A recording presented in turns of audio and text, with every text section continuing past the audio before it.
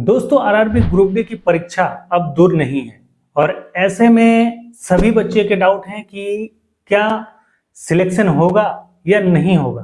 कौन सी स्ट्रेटेजी को फॉलो करें कि इन 2 महीना में पूरा सिलेबस भी कवर हो जाए और आप एग्जाम क्लियर कर ले, उतना आपको नॉलेज हो जाए कि पेपर आप फोड़ के आए और एग्जाम मतलब कटअप क्लियर हो जाए, ताकि एग्जाम क्लियर हो जाए और आप एक जॉब पा सके। तो दोस्तों वीडियो में आगे बढ़ने से पहले मैं उन सभी व्यूअर्स को पहले अपने बारे में बता देता हूं। जो नए व्यूअर्स हैं या जो पुराने हैं वो तो जानते हैं कि मैं आरआरबी एनटीपीसी में सिलेक्टेड हूं, लेकिन जो भी नए हैं, जो भी नए व्यूअर्स इस वीडियो को देख रहे हैं, उनको मैं बता दूं कि मैं आरआरबी एनटीपीसी 2019 वाली जो वैकेंसी है उसमें मेरा सिलेक्शन हुआ है और वर्तमान में मैं जेसीसीटी के पद पर सिलेक्टेड हूँ। लेकिन दोस्तों अभी मैं जो स्ट्रेटेजी बताने वाला हूँ वो ग्रुप डी का स्ट्रेटेजी है कि 2 महीने में ग्रुप डी की तैयारी कैसे करें। तो क्या मैं ग्रुप डी का ये सब चीजें बताने लायक हूं? तो दोस्तों इसके लिए मैं आपको एक प्रूफ दिखाने वाला हूं। तो दोस्तों ये आप देख सकते हैं, आपको कैमरा में दिखेगा कि नहीं, लेकिन मैं थोड़ा आगे कर देता हूं। ये दोस्तों देख सकते हैं कि ये ग्रुप डी का ज्वाइनिंग लेटर है। यहाँ पे एकदम लिखा हुआ है 1 और 2019, 1 मतलब लेवल 1 जो वैकेंसी थी उसका है ग्रुप डी वाला, और मुझे यहाँ पे जो है आसनसोल डिवीजन मिला हुआ है। तो ये मेरा ग्रुप डी का ज्वाइनिंग लेटर है जो मुझे आया था, यानी मैं एनटीपीसी के साथ साथ ग्रुप डी का भी एग्जाम दिया था और ग्रुप डी भी मैंने क्लियर किया था, इसका भी ज्वाइनिंग लेटर आ गया था। लेकिन हालांकि मेरा एनटीपीसी में भी हो गया तो मैंने ग्रुप डी को नहीं ज्वाइन किया और एनटीपीसी में मैंने ज्वाइन किया। तो दोस्तों इसी के आधार पर आपको भी पता चल गया कि मैंने कुछ उखाड़ा है और मैं आपको अच्छी तरह से गाइड कर सकता हूं। यूं ही हवाई बातें नहीं करूंगा, टू द पॉइंट चीजों को बताऊंगा कि आप इन 2 महीनों में कैसे अच्छे से स्ट्रेटेजी फॉलो करके एग्जाम को क्लियर कर सकते हैं, सिलेबस को पूरा कवर कर सकते हैं और अच्छे से अच्छे मार्क्स लाकर अपना सिलेक्शन पक्का कर सकते हैं। तो चलिए अब स्ट्रेटेजी की बात करते हैं कि आखिर 2 महीनों में आप कैसे चीजों को क्लियर कर सकते हैं। तो चलिए सबसे पहले ग्रुप डी के एग्जाम के पैटर्न और सिलेबस को जान लेते हैं। तो दोस्तों अगर एग्जाम पैटर्न की बात किया जाए तो इसमें 100 क्वेश्चंस होते हैं और 90 मिनट मिलते हैं। 100 क्वेश्चंस में रीजनिंग 30 मार्क्स के, मैथ 25 मार्क्स के और जनरल साइंस जो है वो 25 मार्क्स के और 20 मार्क्स के आपके जीएस यानी जनरल अवेयरनेस जिसमें करंट अफेयर भी शामिल है। टोटल 100 क्वेश्चंस होते हैं। और अगर सिलेबस की बात किया जाए तो सिलेबस भी वही है कि सब, चाहे मैथ हो, रीजनिंग हो, जीएस हो, वो आपको प्रॉपरली उसके जो ऑफिशियल नोटिफिकेशन है उसमें मिल जाएगा कि क्या चीजें पढ़नी है। ठीक है, मैथ में कौन कौन से टॉपिक है, हालांकि उसमें लिखा है कि 10th लेवल के या फिर उससे बिलो, 10th लेवल एंड उससे बिलो के जो पेपर होते हैं उससे वही चीजें पूछा जाएगा। लेकिन अगर आप नोटिफिकेशन को बढ़िया से देखते हैं तो वहां पे सभी टॉपिक्स बढ़िया से दिए हैं कि परसेंटेज आपको पढ़ना है, सीआईएसआई पढ़ना है, क्या पढ़ना है, मतलब पूरा सिलेबस आप देख सकते हैं। तो सबसे पहला आपको काम करना है कि सिलेबस को पूरा बढ़िया तरीके से देखना है। नोटिस उठाइए या फिर आप गूगल क्रोम में भी सर्च करते हैं कि RRB group D full syllabus. ठीक है, जैसे ही सिलेबस सर्च कीजिएगा पूरा आपको डिटेल्स आ जाएगा, उसको कॉपी में जरूर उतार लीजिए, आपके लिए बहुत ही बढ़िया हो जाएगा। ये तो है कि पैटर्न हो गया, अब सिलेबस हो गया। अब चीजों को करना कैसे, मैथ कैसे करना है, रीजनिंग कैसे करना है, जीएस कैसे करना है, जनरल साइंस कैसे करना है, सब चीज को कैसे करना है। तो चलिए एक एक करके सभी सब्जेक्ट को बढ़िया तरीके से समझते हैं कि कैसे आप इन 2 महीनों में कर सकते हैं। तो दोस्तों सबसे पहला जो सब्जेक्ट है वो है मैथ। मैथ में टोटल 25 क्वेश्चंस रहते हैं 25 मार्क्स के। दोस्तों जब आप सिलेबस को देख लीजिएगा तब आपको पूरा टॉपिक पता हो जाएगा कि कौन कौन से ऐसे टॉपिक हैं जो मैथ में पूछे जाएंगे। सिंपल इंटरेस्ट है या फिर कंपाउंड इंटरेस्ट है, सिंप्लीफिकेशन है, फिर सीआईएसआई जो भी है, पूरा एकदम बढ़िया तरीके से पता हो जाएगा। अब क्या करना है, आपको उन्हीं टॉपिक्स को देखना है और 2 महीना बचा है यानी 60 दिन में आप 20 दिन माइनस कीजिए, क्योंकि 20 दिन का भी अभी यूटिलाइजेशन में बताऊंगा कि 20 दिन में आपको क्या करना है। तो 20 दिन माइनस कीजिए, आप 40 दिन मानिए। तो उस टॉपिक को 40 को उतने टॉपिक से डिवाइड करना है जितने भी है। मान लीजिए 20 टॉपिक निकलते हैं और आपके पास 40 दिन है, तो 2 दिन में एक टॉपिक क्लियर करना है। ऐसे करके मैथ को आपको 40 दिन में पूरा कवर कर लेना है। जितने भी टॉपिक है, 20 टॉपिक, 30 टॉपिक, जितने भी टॉपिक है उसको आप 40 को उतने टॉपिक से डिवाइड करना है और आपको जितने भी डेज आएंगे उस डेज में एक टॉपिक को आपको क्लियर करना है। ऐसे मैथ हो गया। दूसरा चीज है रीजनिंग। रीजनिंग में भी आपको सिलेबस को पहले देखना है, सिलेबस को निकालना है कि कितने टॉपिक्स आ रहे हैं उसमें, और उसी हिसाब से आपको वीडियोस देखना है। अगर वीडियोस देख के आप यूट्यूब में बहुत सारे टीचर हैं, अगर आप चाहिए कि कौन से टीचर बेस्ट है तो उसके लिए भी वीडियो हम बना देंगे। लेकिन पहले आप कीजिए कि रीजनिंग की कौन कौन से, ज्यादातर रीजनिंग के ऐसे ही होते हैं, चैप्टर्स होते हैं जो इनबिल्ट आपके दिमाग में होते हैं। इनबिल्ट मतलब ऐसा है कि आप जानते हैं उसे, हालांकि कभी नहीं बनाए लेकिन उसे जानते हैं, खाली प्रैक्टिस की जरूरत होती है। लेकिन कुछ टॉपिक ऐसे होते हैं जो आपको सीखना पड़ता है, जैसे सिलोजिज्म, कुछ ऐसे उसमें टर्म्स होते हैं जो आपको जानना होता है। दूसरा चीज जैसे है कि क्लॉक के रिगार्डिंग कुछ क्वेश्चंस आते हैं, कैलेंडर के रिगार्डिंग कुछ क्वेश्चंस आते हैं, उन सब चीजों को आपको देखना होगा, किसी वीडियो या किसी टीचर का आपको सहारा लेना पड़ेगा। तो वैसे करके पूरा रीजनिंग को क्लियर करना है। उसके बाद है जीएस। दोस्तों जीएस में आप इधर उधर भटकने से अच्छा है, मैं एक चीज रिकमेंड करूंगा कि आप पिछले साल के जितने भी साइंस के पूछे गए हैं, जितने भी, अगर आप कोई सोर्स से उसको जुगाड़ कर सकते हैं तो आपके लिए बेस्ट है।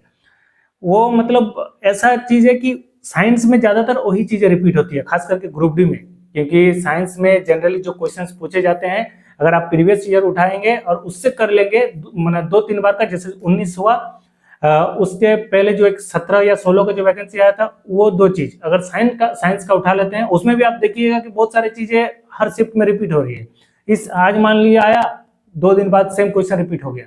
तो ऐसे करके आप पूरा साइंस को कर सकते हैं। और हाँ, एक बेसिक आप नॉलेज के लिए कोई बुक पकड़ लीजिए साइंस का, और उसको एक बार कवर कर लीजिए इन 40 दिनों में। 40 दिनों का ही टारगेट मानिए, 20 दिन जो है मैं उसको कुछ अलग चीज के लिए रखा हूं अपने हाथ में कि 20 दिन आपको वो चीज करना है।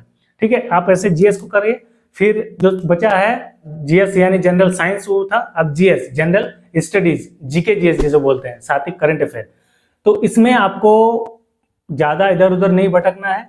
आप हिस्ट्री उठाइए और पॉलिटी उठाइए, यही सब चीजें, क्योंकि जीएस में एक जनरल साइंस ऑलरेडी कवर हो चुका है आपका।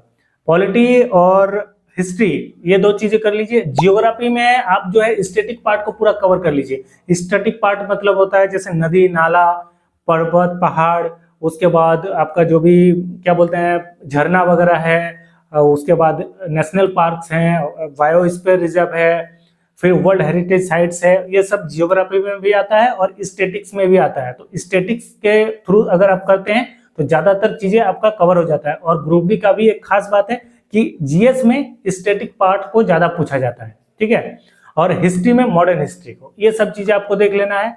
और पॉलिटी में आपको खास करके चीजों को देखना है, एक तो अमेंडमेंट, जितने भी संशोधन वगैरह हुए हैं। दूसरा चीज है जो भी आर्टिकल्स हैं, टोटल 395 आर्टिकल्स है, लेकिन इतना आपको नहीं करना है, इतना बर्डन नहीं लेना है। आप अगर 120 से 150 तक, यानी लगभग मान के चलिए 150 आर्टिकल भी अगर रट लेते हैं, मोर देन इनफ है। ठीक है, ऐसे करके आप जीएस को पूरा कवर कर सकते हैं। और जीएसए में एक पार्ट आ जाता है करंट अफेयर। अब बहुतों के डाउट होते हैं कि आखिर करंट अफेयर कितना दिन का पढ़े, कौन से टाइम फ्रेम का पढ़े, कब से कब तक का पढ़े। तो दोस्तों इसके लिए अगर प्रीवियस का अगर आप पैटर्न को देखते हैं तो जनरली जब से एग्जाम होगा, यानी आज अगर एग्जाम होता है तो आज से पिछला 1 साल, ठीक है, आज अभी अगस्त चल रहा है, आपको अब देख रहे हैं वीडियो नहीं पता, लेकिन वीडियो आज शूट हो रहा है अगस्त में, अगस्त 2025। तो मान के चलिए अगस्त 2024 से अगस्त 2025 के करंट अफेयर आपको पूरा रटा होना चाहिए। रटा यानी जो बहुत ज्यादा हाईलाइटेड है, ये नहीं कि करंट के, और एक चीज है कि करंट में 6-7 क्वेश्चन ही आएंगे, लेकिन करंट के चक्कर में आप बाकी पार्ट्स को या बाकी सिलेबस को मिस मत कर दीजिएगा, नहीं तो फिर ना करंट बन पाएगा ना उधर बन पाएगा। क्योंकि करंट एक ऐसा सेक्शन है जो अथाह समंदर है, और 5-6 क्वेश्चन कहाँ से आएंगे इसका कोई किसी को अनुमान नहीं है। हाँ, लेकिन बहुत ज्यादा जो हाईलाइटेड मैटर है उसे आप जरूर कर लें। तो दोस्तों ये पूरा टॉपिक क्लियर हो गया सिलेबस का, कि कौन कौन से सिलेबस, कौन कौन से सब्जेक्ट को कैसे करना है 40 दिनों में। अब आपका सवाल है कि आखिर इन 20 दिनों में क्या करें। तो दोस्तों 20 दिन जो बचा है उसमें आपको नई चीजें कुछ नहीं पढ़ना है, खाली रिवीजन करना है और टेस्ट लगाना है। उस टाइम पे ज्यादातर आपको टेस्ट में ध्यान देना है। डेली 3, 4 या 2, मिनिमम 2 और मैक्सिमम 4 तक आपको डेली टेस्ट लगाना है, ऑनलाइन ऑफलाइन दोनों लगाना है। मान लीजिए अगर आप डेली 4 टेस्ट लगाना है तो ऑनलाइन 2 लगाइए, ऑफलाइन 2 लगाइए। ठीक है, ऑनलाइन से आपको माहौल मिलेगा कि कैसे एग्जाम होगा, कैसा एनवायरनमेंट है, क्योंकि बहुत बच्चे ऐसे हैं जो इस बार पहली बार एग्जाम देंगे ग्रुप डी का, और जिनको एक्सपीरियंस है तो उनके लिए तो वेल एंड गुड है।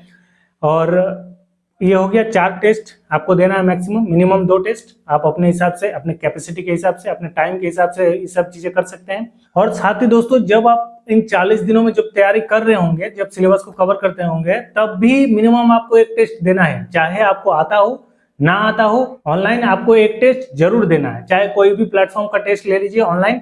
अगर आपके पास सिस्टम है, लैपटॉप या पीसी है तो बेस्ट है, और नहीं है तो मोबाइल में भी आप लगा सकते हैं।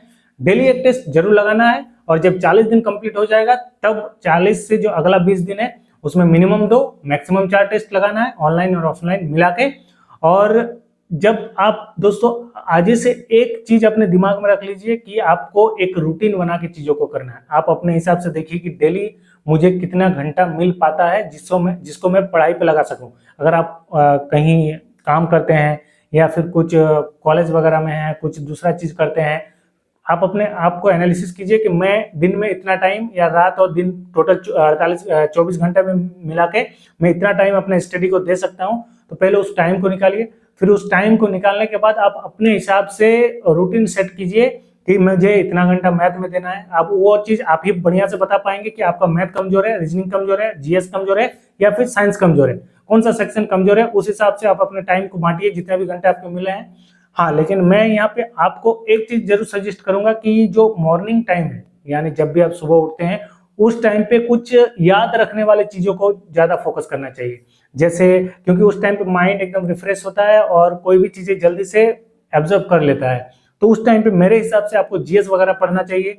और एक चीज, जब दोपहर होता है खाना वाना खा के, मान लीजिए 2 बजे 3 बजे, उस टाइम पे आप वैसे टॉपिक को कीजिए जो आपको मतलब एनर्जी देता है, बनाने में मजा आता है। जैसे मैथ एक ऐसा सब्जेक्ट है जो बोरिंग नहीं करता। मतलब जैसे आप हाथ चलता है, दिमाग चलता है, फिर बहुत सारी चीजें इसमें होता रहता है, तो उसमें आप बोर नहीं होते हैं। उस टाइम पे आप मैथ रीजनिंग को दे सकते हैं। और रात का टाइम भी, एक तो पहला चीज जो भी आप पढ़े हैं उसको बढ़िया से एक बार रिविजन कर लीजिए। और जो आपको कमी लगता है, जो टॉपिक आपको दिक्कत लगता है, उस टॉपिक को रात में करके आराम से आप सो जाइए। फिर ऐसा करके आपको पूरा रूटीन को फॉलो करना है 40 डेज तक। और आने वाले जो है उसके बाद टेस्ट, रिवीजन, और बस, ज्यादा कुछ नहीं, आप जरूर से जरूर सिलेक्शन ले पाएंगे। और दोस्तों, मैं एक यहाँ पे और एक इम्पोर्टेंट आपको अपडेट देता हूँ कि आपको ग्रुप डी से लेकर एनटीपीसी तक कोई भी डाउट हो, क्योंकि मैंने दोनों एग्जाम क्लियर करके रखे हैं, दोनों का ज्वाइनिंग लेटर मेरे हाथ में है।